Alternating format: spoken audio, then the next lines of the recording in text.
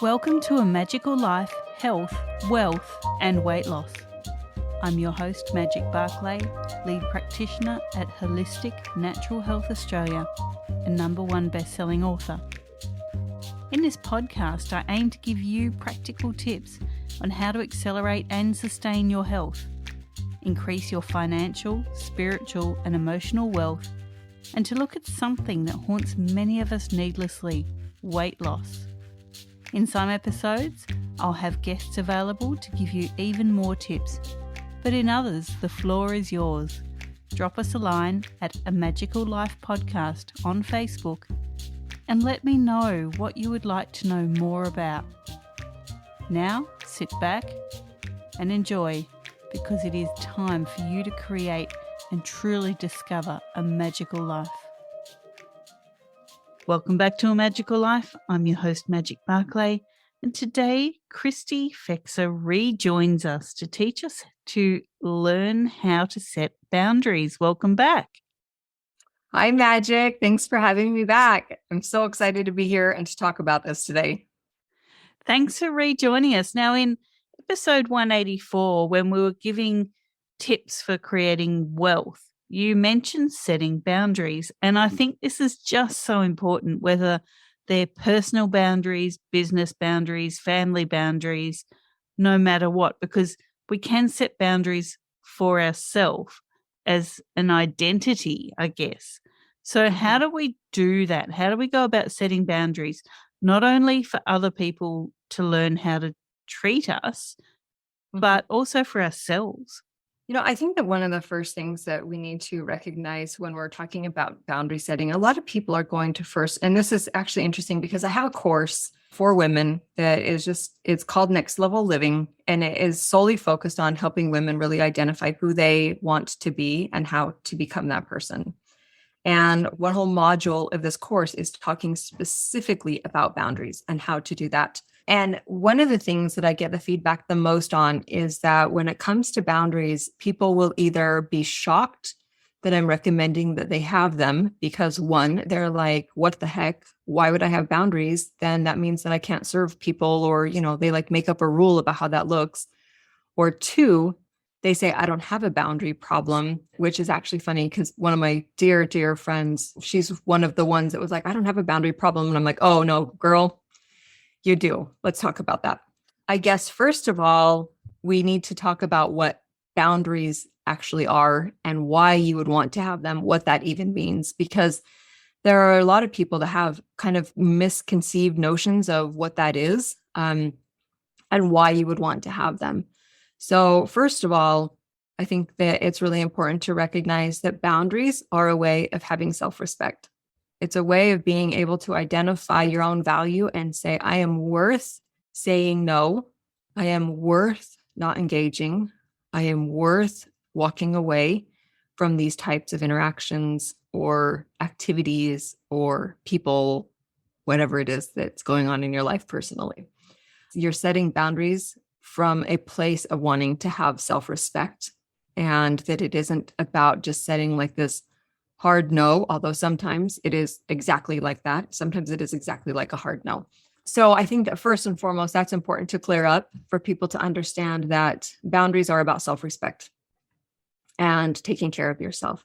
So if I can give an example, when we talk about moms, for example, one of the things that will happen when a woman first starts having kids is that when a baby comes, they eat, sleep, breathe, live this baby, right? Because their needs have to be taken care of by somebody else. The problem comes in when we don't kind of pull back from that and go back to ourselves and being ourselves, and we continue to feed into that. Now, you can have that same type of behavior, that I give myself to you behavior, in your marriage, in your, just in your regular relationships. You can do that in your job, with your boss, with employees, coworkers, whatever that looks like. It's different for everybody, obviously, because we all live different lives. But I have a good friend I was talking to, and as we were talking about boundaries, she said, oh, I recognize that I let my patients walk all over me.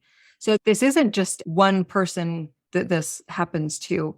I can't tell you how many women over the years, when I talk to them about boundaries, they're like, oh my gosh, I need you in my ear all the time because I don't know how to tell people no. I don't know how to set boundaries for myself. And these are women all across the board. They are women who stay home and raise children, or they are editors, or they are doctors. Like, it's all across the board. This isn't like a one little focused area. And I know that this is also true of men, that men can also have a hard time setting boundaries. So when we talk about setting boundaries, I think it helps to kind of identify some of the ways that we are allowing people to take advantage of us so that we are not having boundaries. And I'll give an example of this. So years and years and years ago, my husband decided that he wanted to do web development. And he was really good at the development side of it, but he wasn't really great at the business side of it. And so I jumped in because I love business. I jumped in and helped him run kind of the business side of it. And I would do a little bit of the development stuff with him from time to time. And we had this client from California who had found us. And I think that this is actually where I learned to create my own boundaries, actually. She did not want us to have any boundaries. Like, she would call us at 10 o'clock at night wanting a change made to her website. And she wanted it done overnight, right now, instantly, all the time. And she wanted us to charge what she wanted us to charge. And it became this situation where it was like you become resentful against the people that you don't set boundaries with, because there comes a breaking point where you're like, I hate this and I don't want to engage in this anymore. And I don't want it to be like this. I don't want it to feel like this. I don't want to feel like I'm on call all the time to this person's needs. And the thing about situations like that often too is that those people don't even realize that they're doing it. You've just allowed it to happen. And so they just continue to do it because you're the person that they can go to when they need something. And then, you like run to them and they're like, oh, I got it figured out. And you're like, oh my gosh, I literally just dropped everything to come here and to help you. And now you're saying that you don't need me. So it can create this resentment inside of us. So I went to my husband and I was like, so there's this one client and this is what's happening. And I don't think that it's healthy. And from a business standpoint, I know that it's not a good business practice to behave in this way. And so we need to, one, raise our prices so that we can kind of like start weeding out clients that don't want to pay us what we're worth. And two, we need to set hours, working hours, and we do not answer the phone. We do not answer emails. We do not engage in conversations outside of those working hours. And so he was like, yep, I totally agree. We raised our prices, we set our business hours, and I let all of our clients know that that was what was happening. And this one client from California had a fit. She called my husband and I could hear her across the room screaming at him about how horrible I was because I was changing the deal. I was setting these boundaries. I was changing the price. I was changing my hours. I'm not going to answer her phone call at 10 o'clock anymore. And it was this huge thing. And I think it really was one of the first times in my life I was like, I created this situation because I allowed it. And I recognize that I'm no longer allowing it and I will never allow it again. But it's those kinds of things where, we engage in a relationship, whether it's a work relationship or a personal relationship, and we allow people to kind of walk on us to a degree. Not that that was their intention even, but that we allowed it. And then when we decide, I don't want it to be like that anymore, when we feel enough resentment that it's kind of like that moment where you're drawing the line, then it can shake things up a little bit. And there are going to be people that are like, if you're not going to let me walk on you and you're not going to be the person that I need you to be, then I don't want to be in your life anymore. And that's awesome. Let those people go. Do not beg them to stay. You don't need them.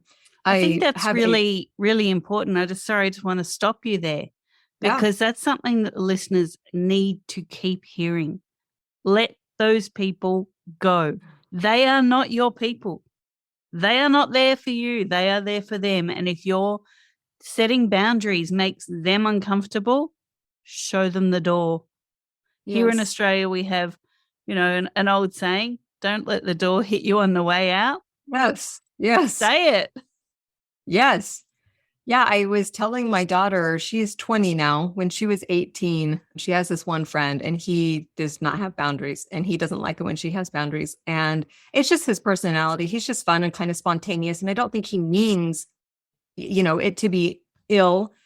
It's just that she also likes fun. And so it's just, they like to talk, and sometimes that's all hours of the night. And then she's grouchy, or, like there's ramifications that happen from those not having boundary moments. And so I was talking to her, and I was telling her, you need to set boundaries, and you not only do you need to do it for him, but you need to do it for yourself. You need to be able to have these boundaries, because when you engage in this behavior, it's not healthy for you.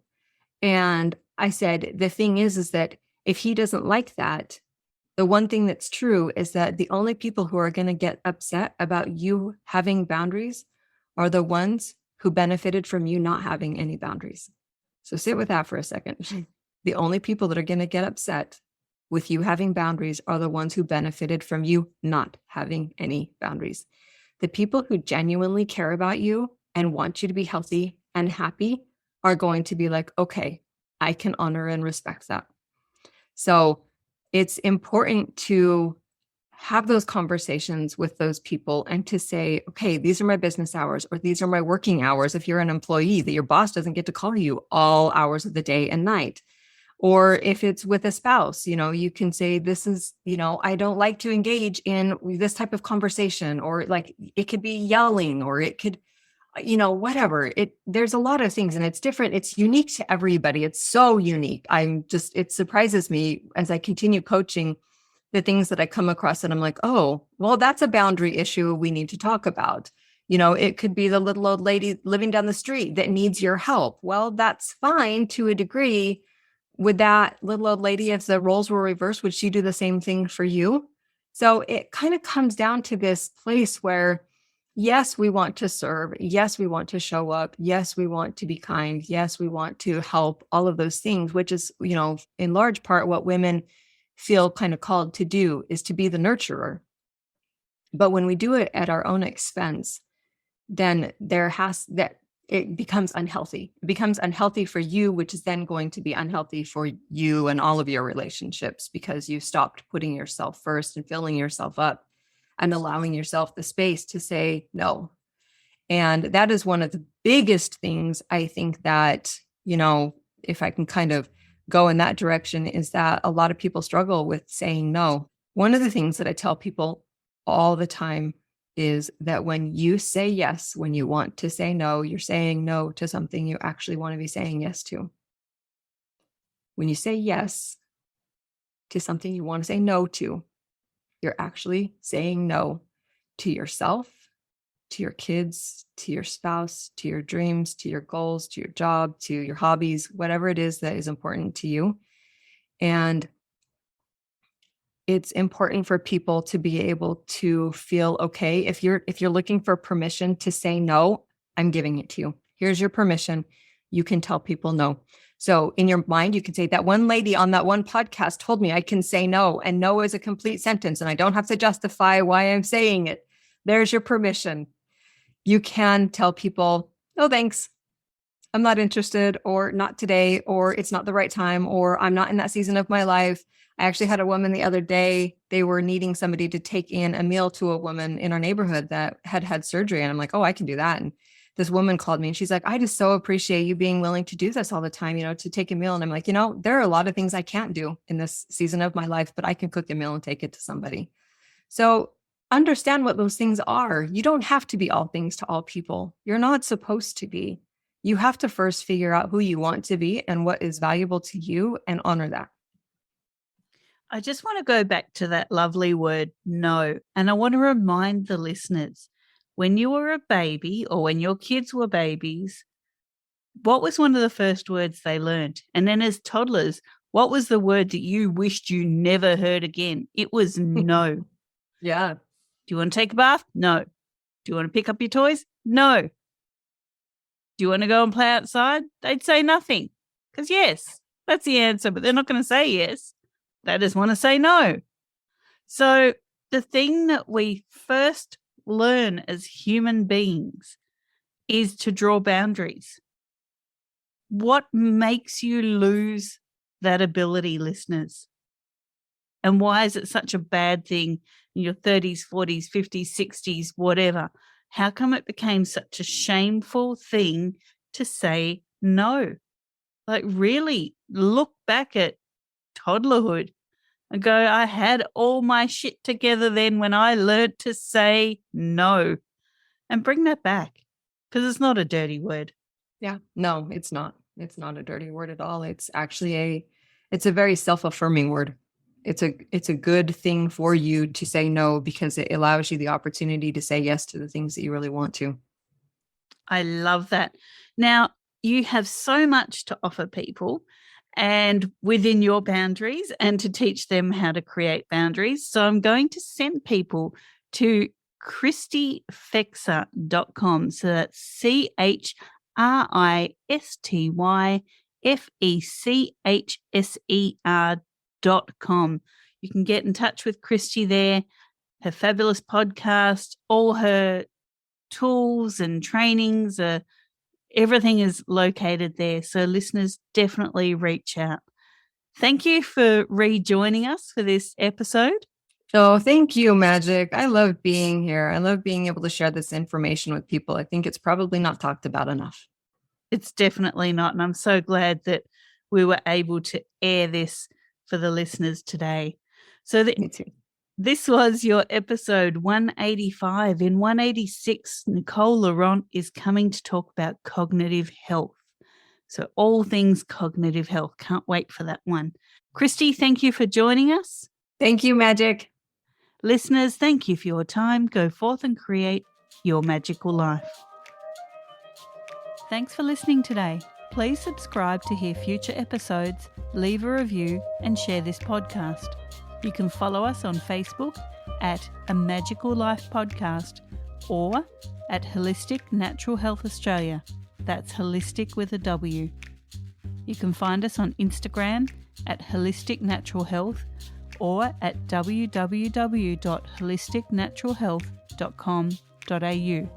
That's where you'll access all sorts of articles, freebies, and more.